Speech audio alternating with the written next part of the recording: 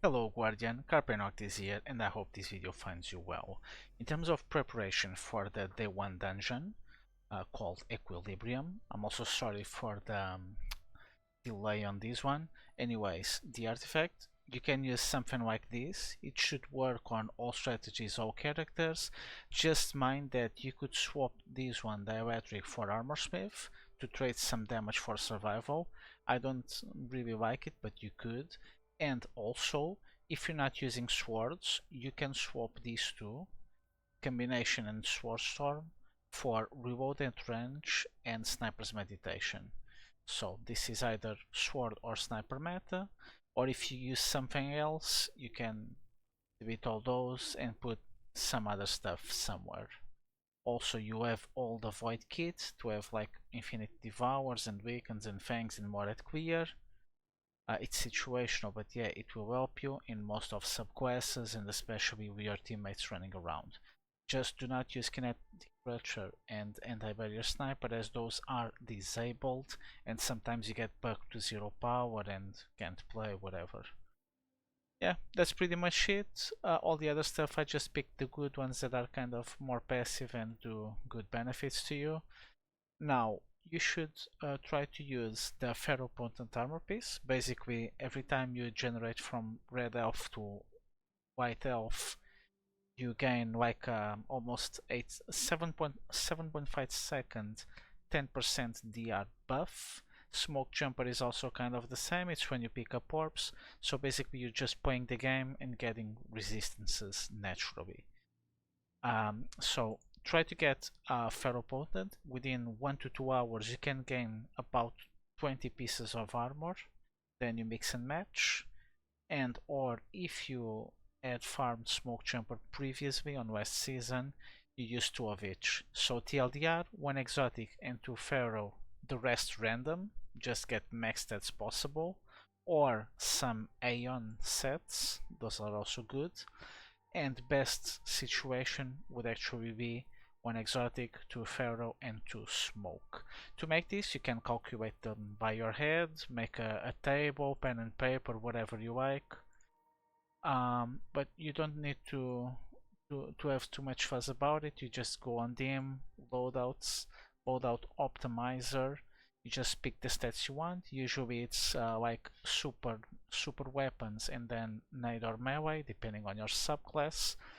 In cases like Sober Walk or Void Hunter, maybe use a fourth one being class. Regardless, you just click on set bonuses, pick ferro potent and nothing else to have better stats, or anything Aeon. There's 2 different ones, they are good. If you have smoke jumper like me, obviously do that. If they are those 2 bonuses, you select whatever the exotic you want to. Like let's say I want a getaway artist, and boom, you just equip the first one. It gives you really good stats. In this case I would not want class. But yeah, you select minimums and maximums, boom, that's it. You equip that on your character and you're fine to go. Now on top of that, actual builds and whatnot. Usually I like to have this kind of page for running loadouts. Could be a bit more aggressive if it's not a boss encounter and change some orb and demo generation to gain super and other stuff. Then this would be the DPS loadouts. Your solar warlock, there's most likely, it's guaranteed there's one in the team. You will definitely want to swap loadouts because you can't afford to lose a bunch of mods in like 2 or 3 on boots, 2 on class item, and all 3 on the arms. So Solar Walk really needs to do armor swap, and it will lose the armor charges because of the new funky change. So the others are also kind of forced to do that, and you should either swap loadouts or have powerful friends and Radiant Light to help your Solar Warlock. Aside from all those things, stats are already covered when we spoke about armor and such. As for builds, Well, before weapons, you should try to have rocket sidearms and pulses on both slots. Stuff that gets like shoot to loot, primary and special. A good mix of primaries and specials, exotics on exotics, maybe some area denials. This is artifact of the season of snipers and swords, also kinetic and void. So praxic blade, some damage sword. I don't have it here, but you get the point. Whisper maybe. This is a bunch of copium.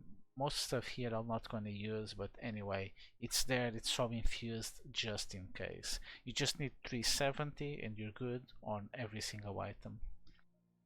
Get a couple attrition orbs as well. You most likely need them. The good old D-stab repulsor, so you can have permanent over shield and also good at clear. All the good stuff.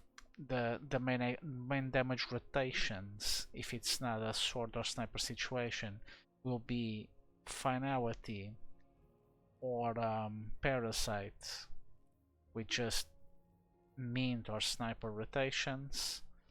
Sometimes you could use a wither horde, a hairy denial or whatever with a rocket or the other mint or something, and there's these neutral exotics that are good. You can also still do the good old Thunderlord, Lord of Wolves outbreak swaps. You know, now you don't even lose stuff if you change the ammo type on the same slot, because they did some changes to the not swap modifier, so that's also good. Also, you should have a single point mod on stats on boots, maybe somewhere else if you do really aggressive swaps, because you cannot change any single stat, any single piece of armor. As long as you don't touch that, you can change everything else. Weapons, you're all good to go with the changes. Just know that you are going to lose all the armor charges by additioning surges, so you either don't swap that part or you're still covered with the solar walk because Well gives it and the others give him. In terms of actual classes, Warlock is mostly playing just Boots of the Assembler well, solar walk, typical stuff. You can also do speakers if there's two Warlocks. It's more beneficial due to several reasons. By the way, check this Oberon book from Warframe, looks really good. Anyway, Getaway Artist Prism. The cool thing about this is you easily apply like all the different elements and whatnot, or most of them, all the time, and this will proc stuff like elemental loaning, aggregate charge, courage to buff supers. So one Getaway Artist unlock is kinda buffing and enabling the whole team without even doing anything special, just playing the game. And again, just playing the game, you have all these resistances, one other or both. On top of that, you are permanently amplified, devour and whatnot. This is a go-to, the go-to subclass for exploration until you learn the mechanics of whatever encounter. You could even start with triple Getaway Prism blocks and you'd be fine. Just have a loadout for jumps like D-steps or Starfire fusions, whatever. Eager Edge Mountaintop, also have Alphonin in case you don't have ammo for the traversals. Obviously Voids can't traverse with what's it called, Axiom Bolt, because it's safer if you're quadrated with ads. But if you're a bit more safer and further away, just nothing manacles, Axiom Scattered Knight. You have triple nade, double melee, you have everything, you just kill stuff, you're immortal, that's all good. Then the consecration variant. All three characters now have this on multiple subclasses. You're just stacking a bunch of resistances, having infinite abilities, having super and transcendence over and over. It's especially good on non-boss encounters, but I don't think it can rival Getaway Artist that much, as it's so like way safer and you have better movement because you're just cruising, stuff is dying, you're proccing Devour. So I'd really stick with getaway unless you're really proficient with consecration, or in this case white surge. Storm dancers and the buff and the super are highly buffed. You can do this on prism or arc, by the way. This is, aside from Song of Flame, the only roaming super I like in the moment that could somehow be helpful in bosses, as it's somewhat faster than most roaming supers in the game.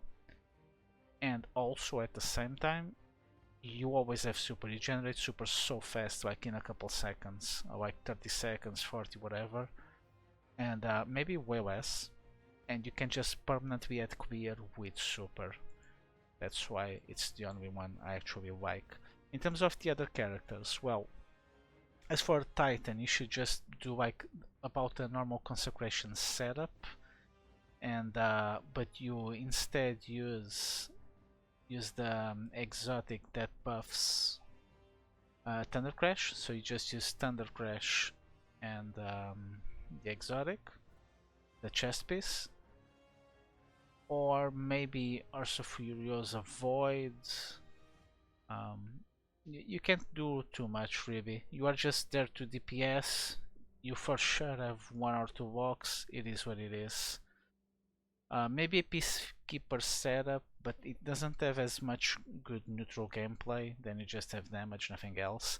As for Hunter, contrary to what most people say, I think you are actually in a good spot, because Hunter is really solid without any exotic. It's just good, Prism Hunter, and without counting the skate classes, Hunter is like the best moving class in general while still playing the game, without being optimized for movement. You have all these buffs, debuffs, resistances, permanently amplified, whatnot. And since Steel got buffed, as well as the super, as well as the exotic, Celestial Nighthawk. So Celestial Nighthawk used to be a thing that had no neutral gameplay, only boss damage. But nowadays, and especially with all these buffs, you can probably optimize to do one or two shots and still gain super in time for DPS, like in Pantheon Explicator, where you would kill the Tormentor or both Tormentors and then still add super for DPS, because you would receive half with the kill. That situation might happen. Anyways, without being that risky, you can just be doing Steel and supers. You'll still have ammo to play the game and to DPS, there's no problem. And Steel Ant will make your exotic have an actual neutral gameplay, kinda. It's a bit harder to use, more for people who are really used to it. But anyways, you can actually have a good neutral gameplay by doing that, while still permanently on Celestial Nighthawk. About not swap stuff, I don't like it, because we already have disabled items to enable good competition, and I approve that. That's a thing that I consider it should be obvious to be a normal and valid thing. But since we already have that and you add not swap on top of it, it's just bad. It creates a bad atmosphere, it forces even more swaps or more management on making all the loadouts. It is what it is. Anyway, you should have a bunch of loadouts and then like 4 slots that are just open to play on the go. Let's say I want to play this thing. I'll just quickly paste it to 1 and 2, and then I adapt 2 to make the DPS loadout with a couple changes like surges, dilations, whatnot. I actually forgot here, but you should also put reloaders on your arms. Like instead of 3 mods, just use 2 reloaders, and that's it. So I pick whatever loadout, copy, boom, boom. First is run, second do a couple changes, that's the DPS loadout. That's the gist of it. Good luck on your day ones, and as always, take care of yourself, Guardian, because you are worth it.